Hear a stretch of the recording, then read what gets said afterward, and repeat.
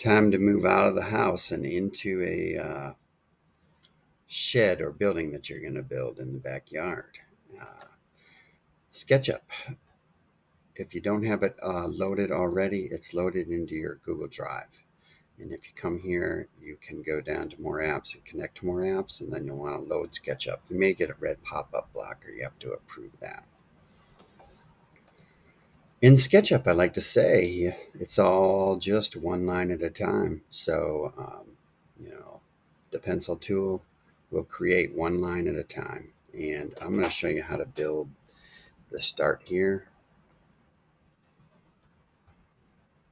And let me point out in the mouse, for one, if I want to click off that line tool, I have to go over here to the arrow. And then you have like erase, pencil, rectangle, extrude, move, rotate, scale, standard tools. Over here on the right, there's viewing tools and another couple of tools over here. It's a pretty simple interface. And the little emojis or emoticons here kind of give an indication of what's underneath them. In the modeling space itself, you can see you have a brown plane and a horizon. Right, the middle mouse button will rotate in this case. If you hold down the roller wheel, you can rotate around, zoom in and out with the wheel. Okay, I looked this up already, and the size limit for not requiring a build permit in Texas is usually 200 square feet or 15 feet high. So to keep this simple, I like my math simple. I'm just going to decide to put in a 2-point rectangle that is, in this case, 20 feet by 10 feet. That's going to be 200 square feet. You can see when I'm pulling this out, for one, is that right in the right corner there is a little box called dimensions, and you'll see the numbers all moving around. And what I'm going to do is I could kind of pull this out manually to get it close to the 10 feet by 20 feet, but I can also just type in, and you see how it uses the feet, the asterisks for feet and the quotation marks for inches. So I'm going to type this one in as 20 feet, comma 10 feet. There. Now let me just point this out because it's super easy to do. I could just pick this up and make the body of my shed this way. I'm not going to, because I don't kind of want to show you some of the tools. And plus, after you've been using this tool for a while, this is the way I would really do it. And that is just use the line tool, and you're going to see it automatically goes up in the blue axis orientation. That's the Z axis. And I can type it in here as well. I can type in, I want this to be 10 feet. That's a nice tall wall for modern houses. It's good to have a little extra head clearance. So here, I'm going to back this 20 feet up and replace that with 10.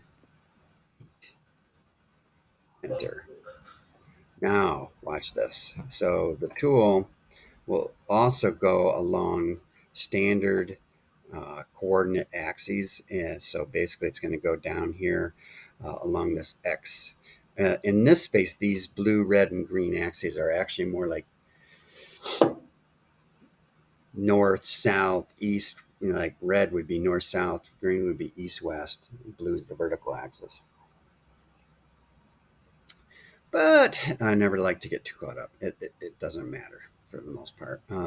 Just create what you're creating. That's the important thing. Don't get caught up on the tool too much, because then it stresses you out and you're opposed to trying to use it.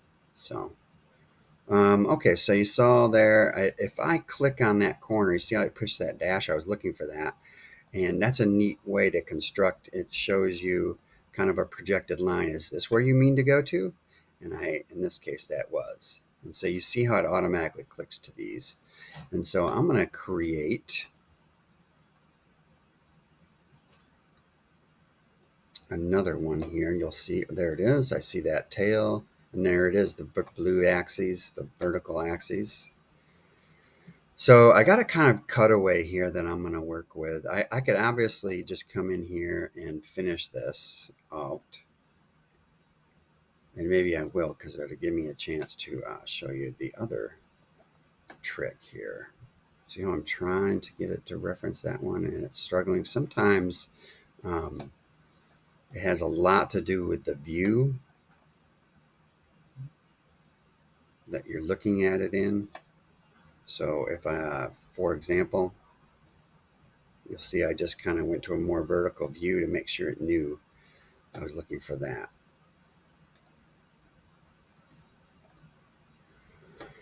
Now, if I close this, you're going to see it closes this box. So what I want to show you is if I go to the pick tool now and get out of that tool, I can even delete this face, watch. And if I want it to come back, I can actually just draw one side of it and it will put it back. So that's an important understanding of SketchUp, that it has that functionality. Now, one more thing. So if I come here and right click on it, I can also hide it. And to go to get it back out, I could click on hit show or this glasses option, and you'll see it right there. There it is. I show that hidden geometry. I can right click and unhide it. So that's another important feature. So in this case, what I'm going to do is put the roof on it. So normally to get a nice standard gable roof, I like to go up from the midpoint of this top wall edge, so the end of the building here, a little click to the midpoint of any line. I raise up, and I know I want that to be 5 feet because that's what the state will allow. I type it in 5 feet and hit enter. There it is, and now I can connect it.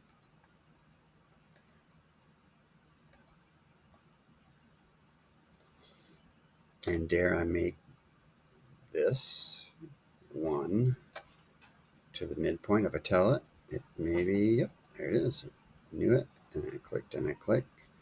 Now I'm going to click from here to there,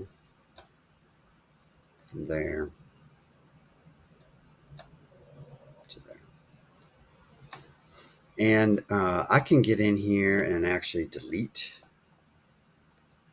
these elements if I decide I don't need them anymore.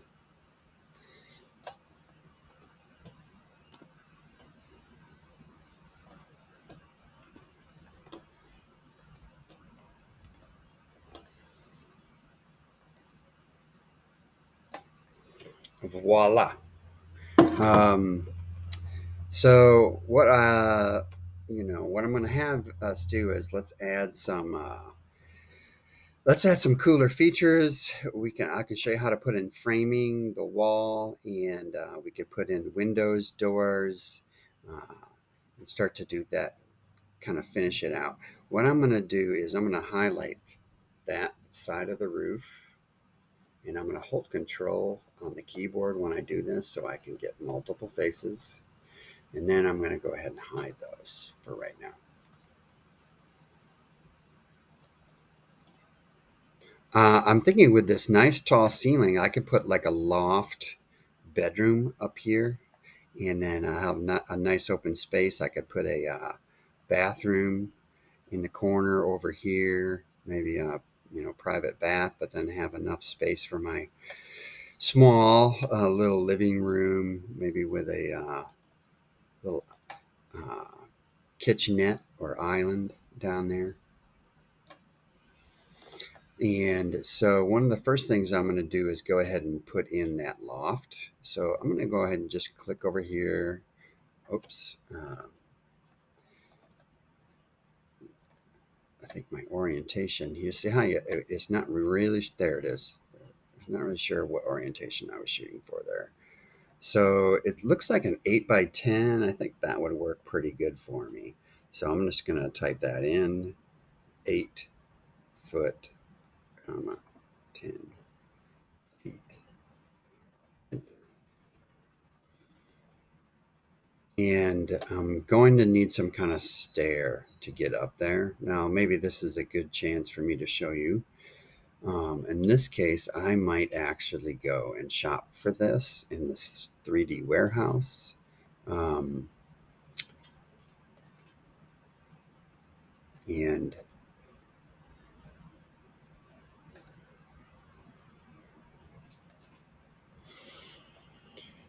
Components. Katherine Johnson is the one shown here, by the way. I think she's from that movie Hidden Figures. So if I hit these three dashes, actually, I think I have to hit this components. I'm sorry that I'm struggling here. They changed the menus around on me. That happens. They updated things since the last time. There it is. I think here.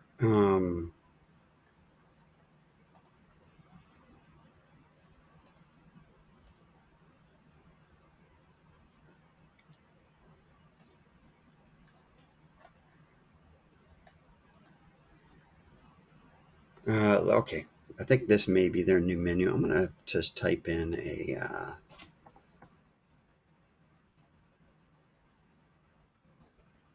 ladder.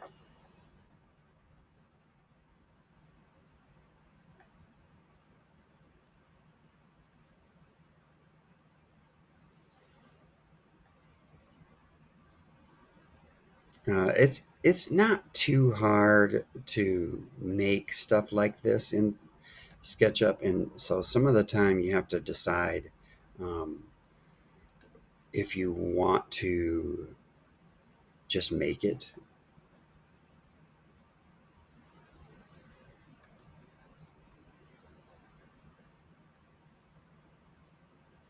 In this case, I'm going to set this over here, and what that you can see what I really wanted that to do was to go up to my second floor. So I'm going to choose the rotate tool. The rotate tool is funny. You see how it put that little projector uh, on the ground, and that's important because I wanted to rotate it in that orientation. It automatically clicked to 90, and then I'm going to go ahead and click on this and then click on move,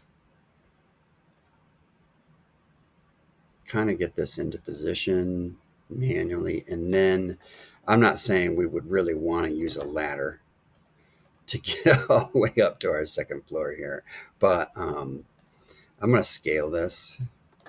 So this is like almost a bit of a cheat, is that you can scale things. Obviously, I've just made it a weird ladder, but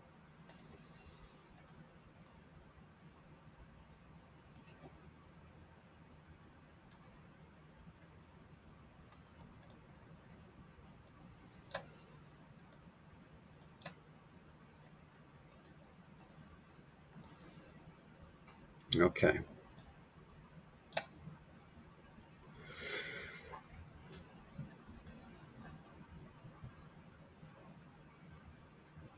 While I'm here and still spending time in this, I'll go ahead and put in a couch. So let me see, how do I go back? It has the back arrow now.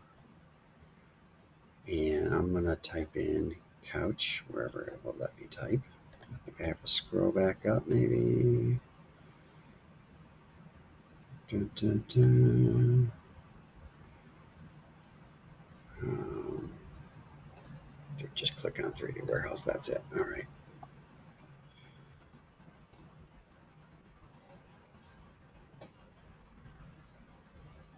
That's a big old couch right there. That thing would not fit in our house. um, sure. Okay, and then download it. This is a chance for me to also mention that file size matters. And so I kind of skipped over that really quickly, but you want to make sure that these things have a reasonable file size. This one at 47 kilobytes is a steal. You'll get some up to like megabyte range, and you want to avoid those because those will really slow your model down. Okay, so we've got a good start, and let me show you this while we're at it. Is you can pattern.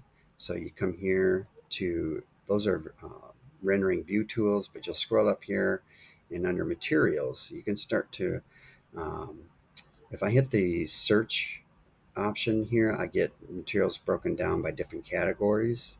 And so, for example, really quickly, I could start to side the thing. I could decide that I've always wanted a stone, um, and a stone looks great, by the way. And I've always wanted a stone cottage slash utility shed to hang out with in my backyard. And so I like that about this is you can have fun and dream. Um, and then roofing.